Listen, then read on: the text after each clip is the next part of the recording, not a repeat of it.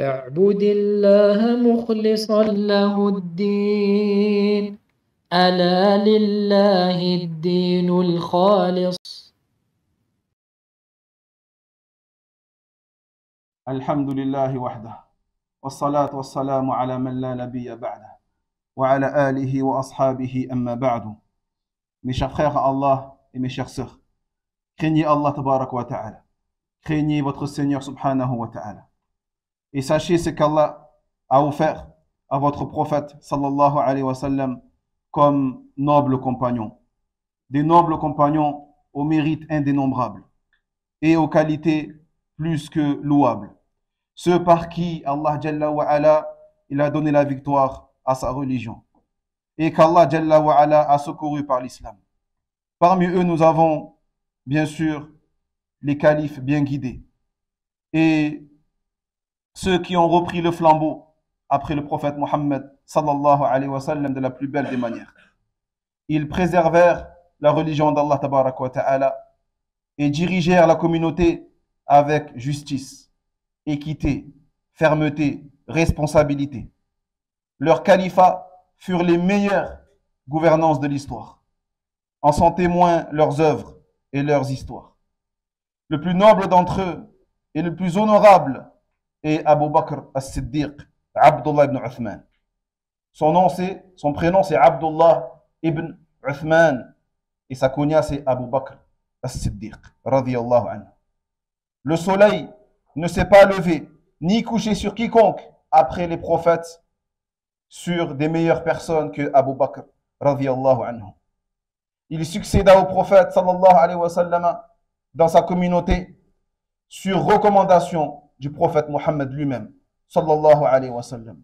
Al-Bukhari a rapporté qu'une femme vint voir le prophète alayhi salatu wa sallam pour un besoin.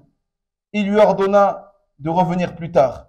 Elle dit alors, et si jamais je ne te vois pas, il dit, alors tu iras voir Abu Bakr radiyallahu anhu. Il avait aussi pensé à écrire une lettre en faveur de Abu Bakr, en recommandant Abu Bakr pour qu'il soit leur dirigeant.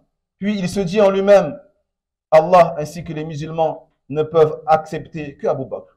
Pourquoi je vais faire ça? Allah Jalla wa ala et les musulmans ne peuvent accepter que lui, personne d'autre. Et dans une version, il dit qu'Allah nous préserve du fait que les gens soient en désaccord au sujet de Abu Bakr radiyallahu anhu.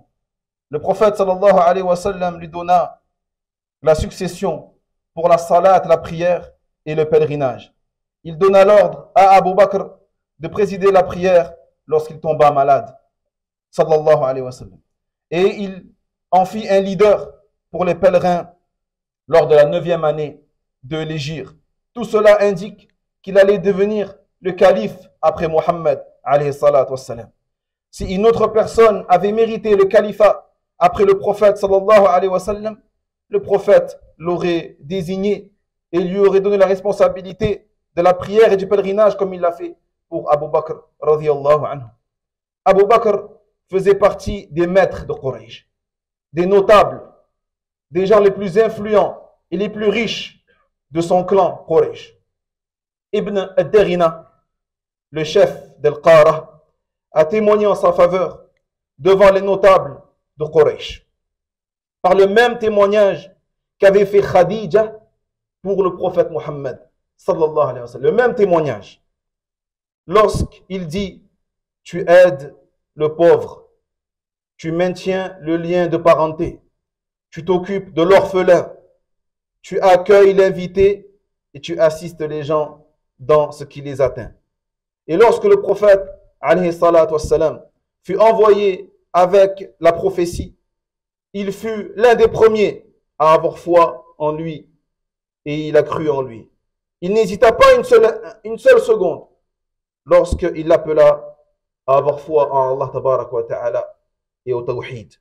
Il resta auprès du prophète sallallahu alayhi wa sallam durant sa période à la Mecque et il l'accompagna au cours de sa hijra et il participa à toutes les missions, embrasser l'islam par sa cause.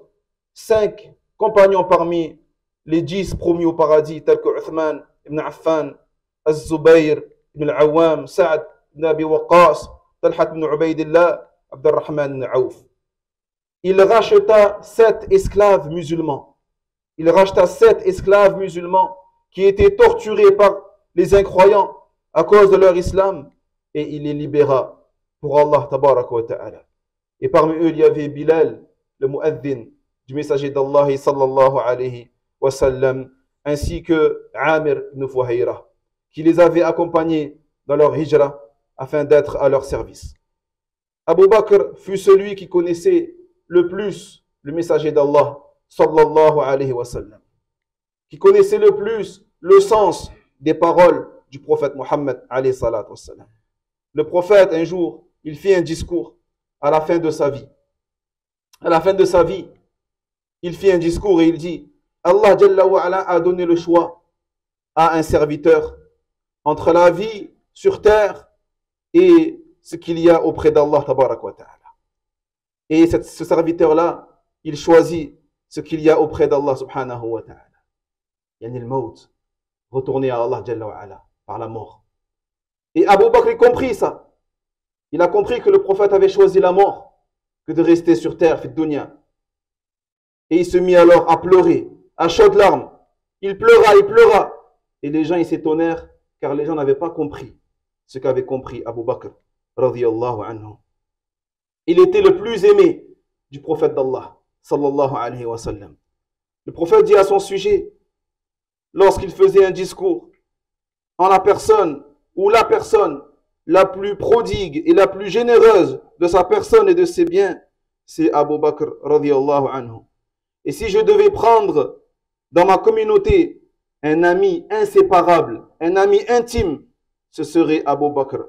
Mais ce n'est qu'une fraternité d'islam et un amour en islam.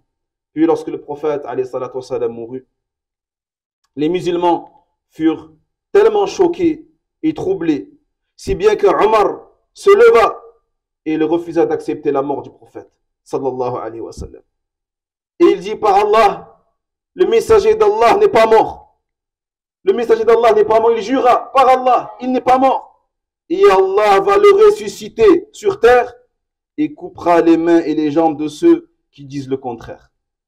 Mais Abu Bakr, radiyallahu anhu, vint en ce moment, il découvrit le visage du messager d'Allah, alayhi salatu wassalam. Il l'embrassa et dit: je donnerai mon père et ma mère pour toi. Je donnerai mon père et ma mère pour toi.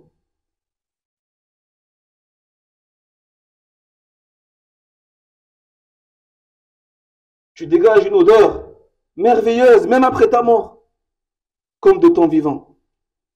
Puis il sortit. Il sortit à la rencontre des gens et monta sur le mimbar.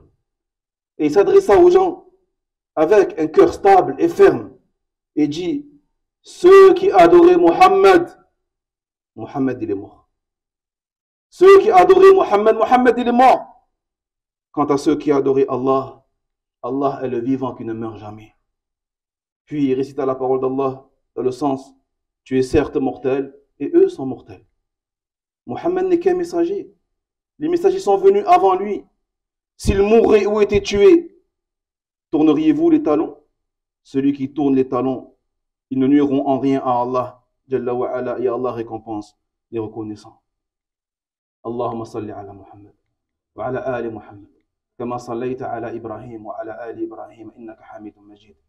Allahumma barik ala Muhammad wa ala ali Muhammad kama barakta ala Ibrahim wa ala ali Ibrahim innaka hamidun majid. وارض اللهم عن الصحابة أجمعين أبا بكر وعمر وعثمان وعلي وسائر الصحابة الكرام. بارك الله لي ولكم في القرآن العظيم. اللهم اصرف عنا عذاب جهنم. اللهم اصرف عنا عذاب جهنم. اللهم اصرف عنا عذاب جهنم. لا إله إلا أنت سبحانك إنا كنا من الظالمين. وينجي الله الذين اتقوا بمفازتهم لا يمسهم السوء ولا هم يحزنون.